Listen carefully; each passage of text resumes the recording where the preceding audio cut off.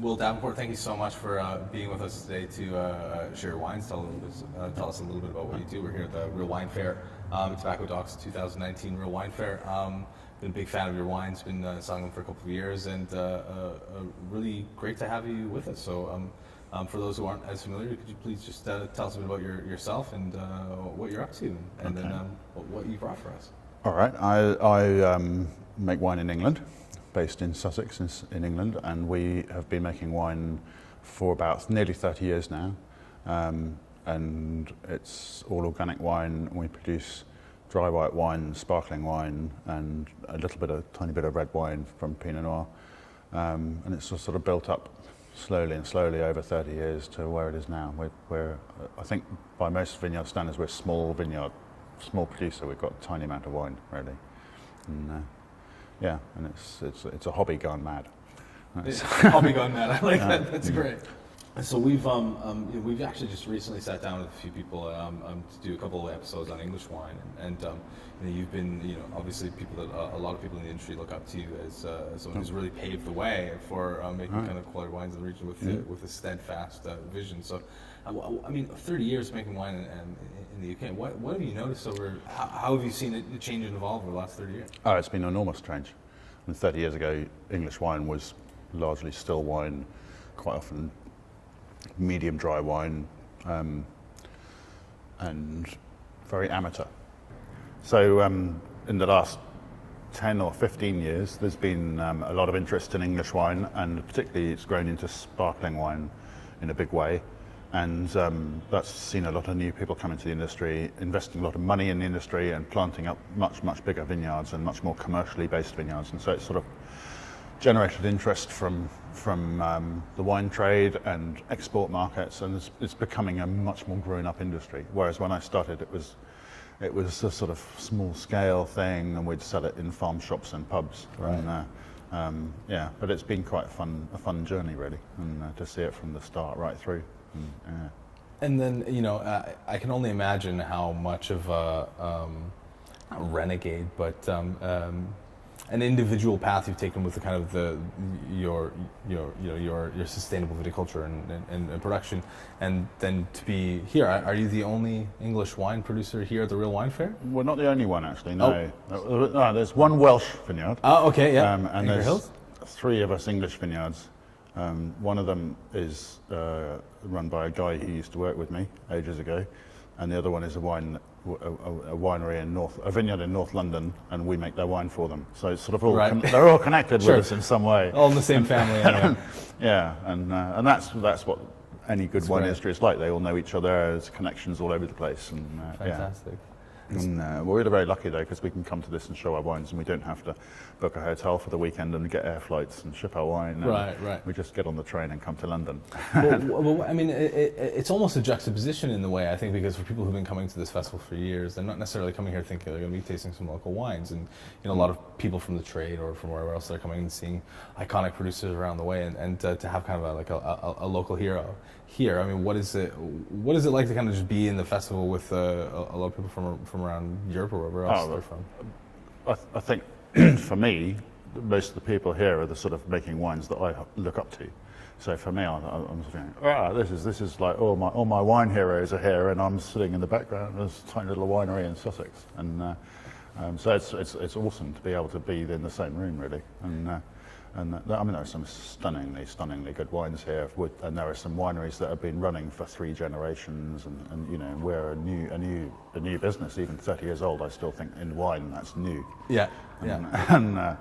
But in English wine, we're one of the oldest people in the scene really now. Not the oldest, but one of the few that have been around for more than 10 years. Yeah. Well, why don't we taste something what I brought with us? I brought 2 wines. This is a sparkling rosé, and this is our main wine that we make, which is a dry white style of wine. And I'll try this one first. I know it very well. So this is when we first planted our vineyard in 1991 on my parents' old apple farm. We planted up a 5-acre field with 5 different grape varieties, and they're all Germanic style grape varieties like Bacchus and Ortega and things like that. And the idea when we first started was that it was always going to be a blend, and a sort of single vineyard blend with these 5 varieties. And we've made it every year since. I don't think we've missed a year. Wow. yet. And it's remarkably consistent in style, actually. And the advantage of blending is obviously you get a mix of the characters of all the grape varieties in one wine. And so you get sort of multi-dimensional flavors. This wine was bottled 2 weeks ago, so it's really, really young. And on the nose, it's still a little bit, hasn't quite got over bottling yet. And in a month's time, it'll be more aromatic than it is now. And it's sometimes sort of commented on as a sort of Sauvignon Blanc style wine, but it's not, obviously not a Sauvignon Blanc, but it's I mean, to kind of the point that you said earlier about, the last 15 years, there's been such an increased focus on sparkling wines in the UK as they kind of rose to prominence.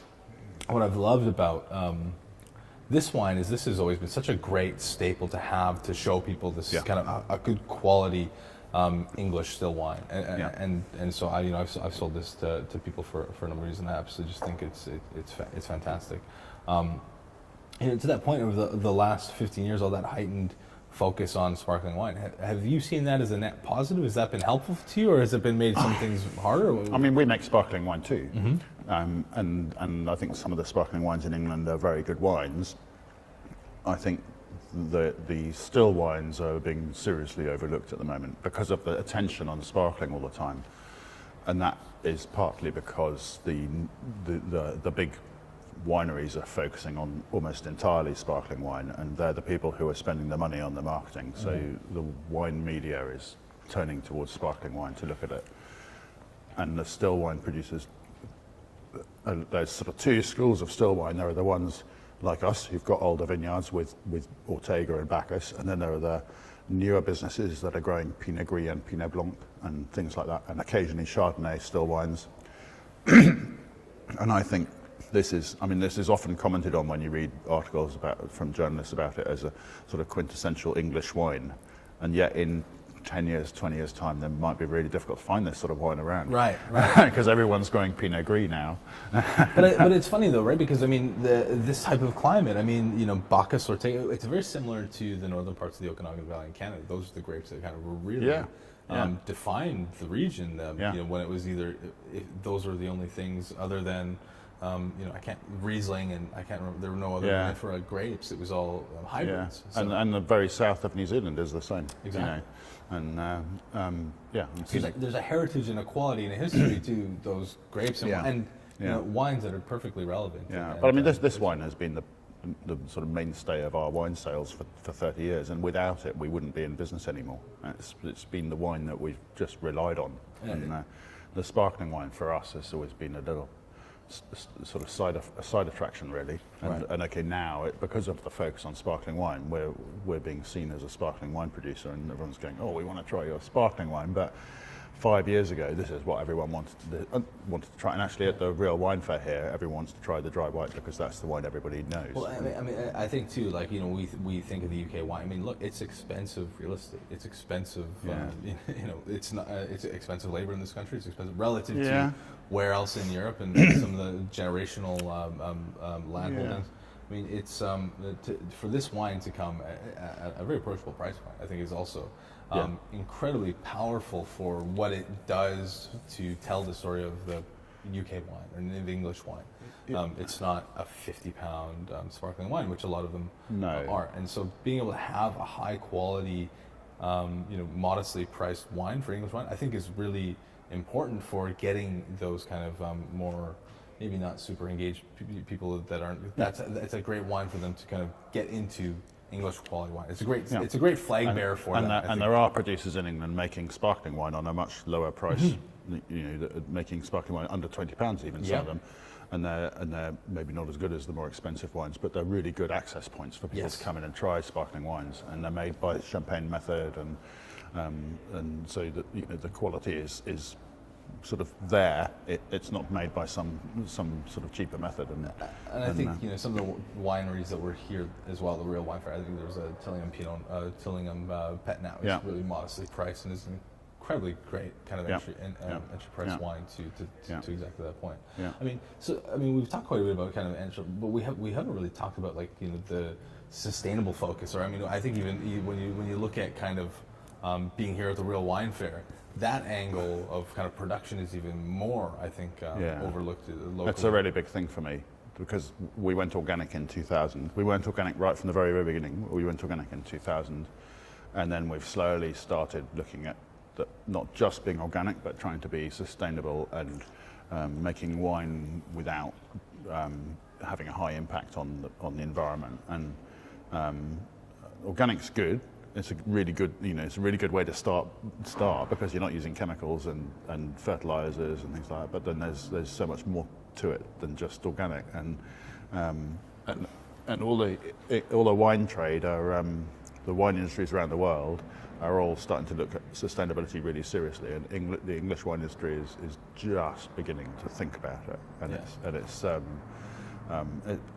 one of those things. I think the public are much more aware about it than the English wine industry, and I think we'll be left behind a while. And there's like energy use and waste and plastic pollution and all this sort of stuff is something I think potentially going to be a bigger thing than the organic thing. It's going to, for the consumer, it's going to be a really big deal. I think so. It's more 360 degree of kind of like impact as opposed to just what am I putting in my body. Yeah. So I mean, we've started this bottle, for example, is a 785 gram bottle, which is about 50 grams lighter weight than the standard champagne bottle, and which bulked up over 20,000 bottles a year means you're saving tons of glass. And just little things like that make a huge difference. And if everybody did that, you'd be saving hundreds of tons of glass. and it all, it's just a big deal. Definitely. Oh, and do you find that as kind of like, where you sit now in the UK wine industry, is that more of an opportunity or a challenge right now for you? It's kind of, you're the one fighting that fight, but is it people aren't paying attention? We've been looking at it for about 10 years now. And just recently, actually, the UK Vineyard Association has started asking me to sort of help them along the pathway, get them started on it. Right. And so it's not. I don't think it's a challenge, but I think it's a challenge, but it's a doable challenge. Right. It's not impossible. Yeah. But I think it's this Real Wine Fair is brilliant because you've got a lot of people who are on the right track, thinking about things. But then for me, I look at this on a huge, great big heavy glass bottle, and I think, oh, there's a bit of opportunity there, right? Okay, well, why don't we try the sparkling? Try the other one, and what we kind of. This is only the second vintage of rosé sparkling we've ever made. So it's we made a 14, and this is the 15. And,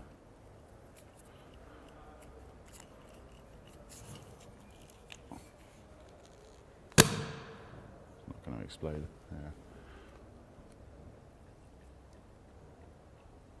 I'm going to have to tip that out. Have you got a spittoon?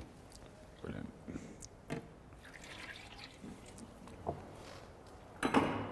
So this is 60% Chardonnay and 40% Pinot Noir, and it's obviously bottle fermented and then aged with the yeast lees for 18 months to 2 years, and the primary fermentation is all on, I hesitate to say natural yeast. I'm not sure because the winery is full of yeast and you never know quite what yeast it is, but it's not had yeast added to it. And the secondary fermentation has added yeast to it, and then its dosage really low at about 4 grams per litre. It's got a wonderfully cohesive and deep nose and on the palate. Get that same through. It's especially with kind of or a rosé sparkling. I'm always looking for that kind of cohesion, that mouthfeel, which it has, and then also that kind of push pull. Is like look at the varietal characteristic, but also that kind of that depth, that complement of the kind of like the fruit and that kind of the sotobosco or kind of like earthiness of the. This is just really really nice. It's got a slightly sharp thing to balance out the sweet fruit. Exactly. Yeah. So, like that push-pull. Like I never like wines that are too one-dimensional or too, even if those characters are really bright. I want something like that contrast to help kind of be the reference point to make me like both parts of it. It's really nice. Yeah. And with sparkling wines, I find that they're getting the amount of dosage in the wine right is absolutely the make or break for a wine. 100%. And so we aim to just balance the acidity out. But if it tastes sweet, then we've done too much. And then you have to worry about the fact that after you disgorge the wine, it then changes all over again. Right. 6 months later, it tastes different. Definitely. No, it's absolutely wonderful. Yeah. And so when you started making wines, did you go into sparkling wine, or was that kind of... Yeah, I mean, I trained in Australia as a winemaker, and then when I eventually came back to England, I got a job in Hampshire working for a vineyard down there and made a sparkling wine for them based on my knowledge of making sparkling wines in Australia. Right. And I think there was one other vineyard in England that had made a sparkling wine back then. And, oh, wow. And the vineyard I worked for in Hampshire happened to grow Chardonnay and Pinot Noir and actually Sauvignon Blanc and Auxerrois as well. So we made a sparkling wine using the Chardonnay. Yeah, and it was actually quite a good wine. I was quite impressed by that first time around. First time I've made a sparkling wine. And so then when I then 2 years later moved to Sussex and bought the winery buildings and started the winery, we planted Pinot Noir and Auxerrois as our sparkling wine vineyard. And now, 20 years later, we actually don't use the Auxerrois in our sparkling wine anymore. We make Pet Nat out of it instead. Oh, great. So it's more, it's just Auxerrois is just the most fantastic grape variety. I love it, and it's brilliant in Pet Nat. So we thought we'll use it for that. Yeah. Really expressive. Yeah. Great. Yeah. So you, one of the things you said earlier, you were talking about kind of seeing a lot of the wineries that inspire your winemakers that kind of that you really appreciate in the festival. So if you have to run in there and you have to grab one bottle of wine. What's the? I've just done it.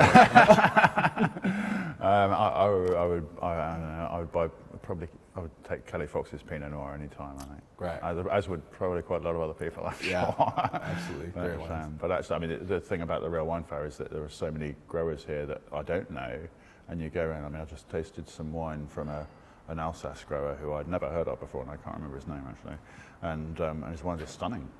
Yeah, I'm just like, wow, and that's what's so good about the Real Wine Fair is you just discover unexpected surprises all the time. Definitely. And maybe one or two that you don't appreciate, but it's there's always personal taste comes into it. Definitely. But that's the great thing. I mean, it's just such a good fair to come to. Yeah, absolutely. And it's a winemaking education at the same time.